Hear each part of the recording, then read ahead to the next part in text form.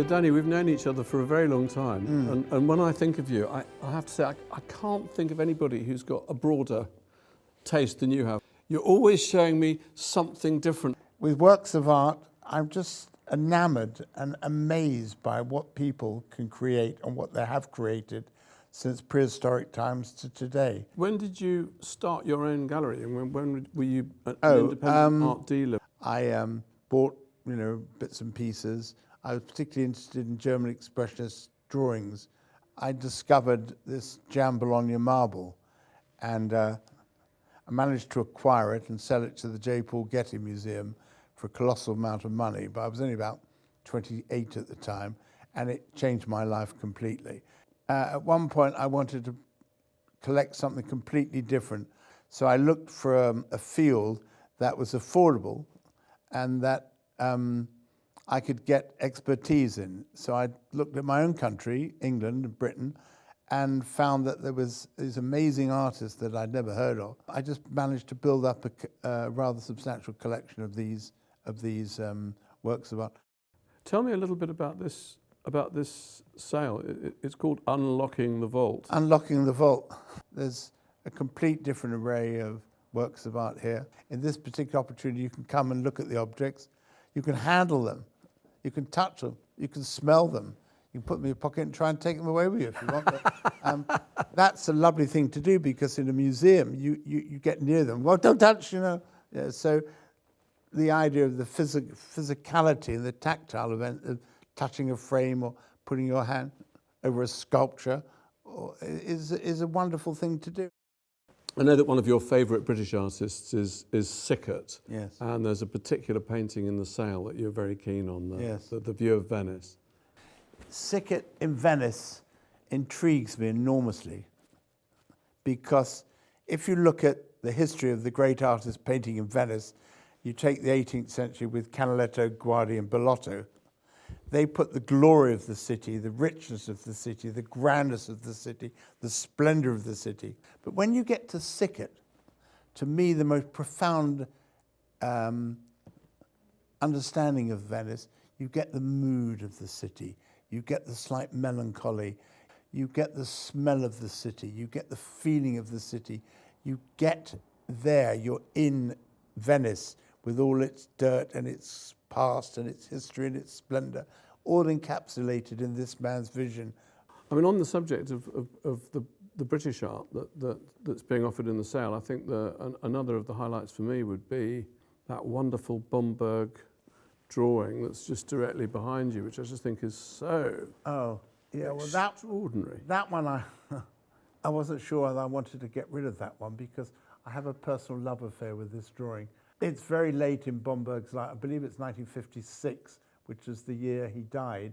It has a sort of a light towards that maybe there's something else after he goes, and that what he tried to achieve, maybe there's hope, even though he knew he was very ill.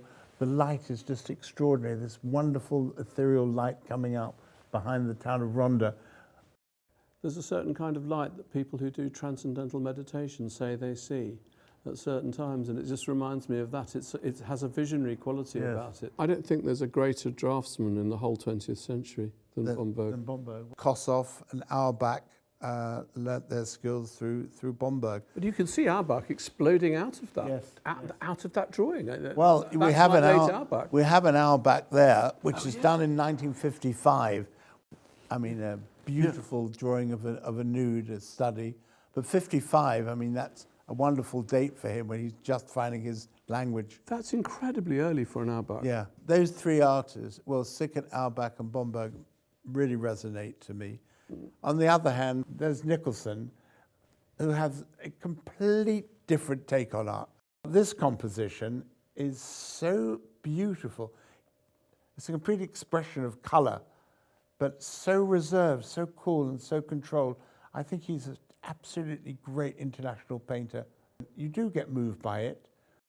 They're completely different tastes to Sickert, Bomberg and Auerbach. I mean, they can hardly exist in the same room, but somehow, because they're great examples, they do work. They do find this common language. Maybe we should take the opportunity while we're here to have a little walk around. Well, we could do, yeah. And look at some of the things that you're offering. Okay. including one of my favourite things in the sale. So Danny, tell me a bit about this. One of my favourite sculptors of the post-war period, Lynch Chadwick. Well, he's a favourite of mine. Called this type of sculpture the geometry of fear. Yeah. Which is because when the Iron Curtain came down after the war, there was this tension between the Soviet Union and the West.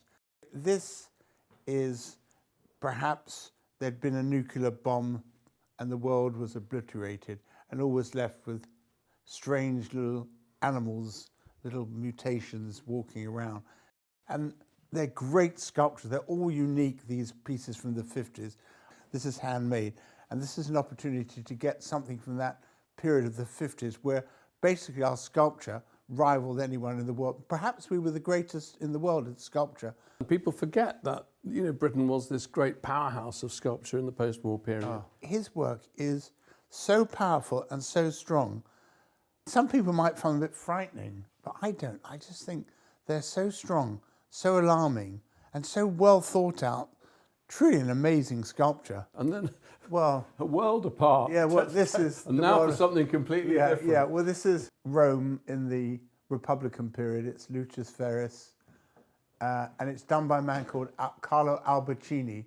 It's in terracotta. It's not cast, it's model, and fantastically well done.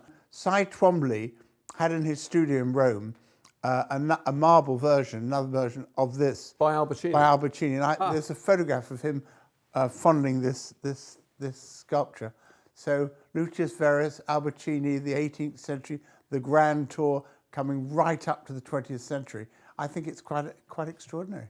What's this thing over here? This is... Have you just chipped a piece off the Taj Mahal without telling anybody? I mean, I'm not going to say it comes from the Taj Mahal, but it's exactly that period.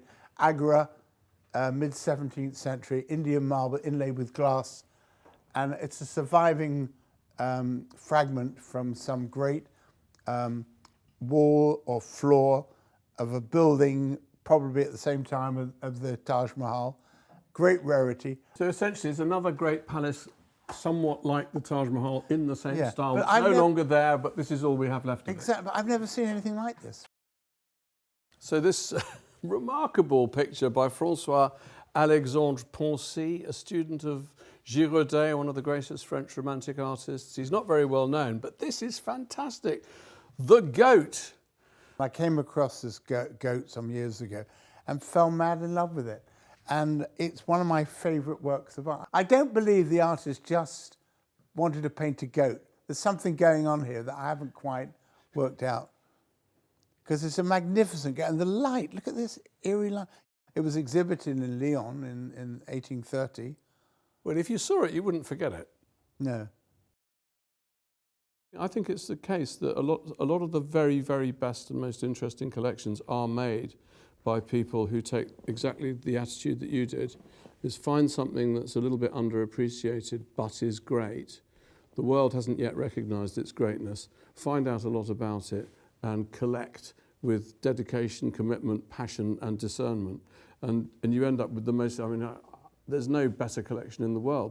Collecting and dealing for me was, believe it or not, never about money. People want to buy from me. I always tell them, don't buy for investment. Buy because you love the work of art, you can afford it, and it may turn out to be the best investment of your life or your children's life or your grandchildren's life. It's been absolutely fantastic to talk to you, and I'm really looking forward to the sale, so thank you so much. You're most welcome, and you're all invited to go to the auction, view it, and make up your own mind, and some of you might like to participate and have a little bit of my taste and my experience and my journey.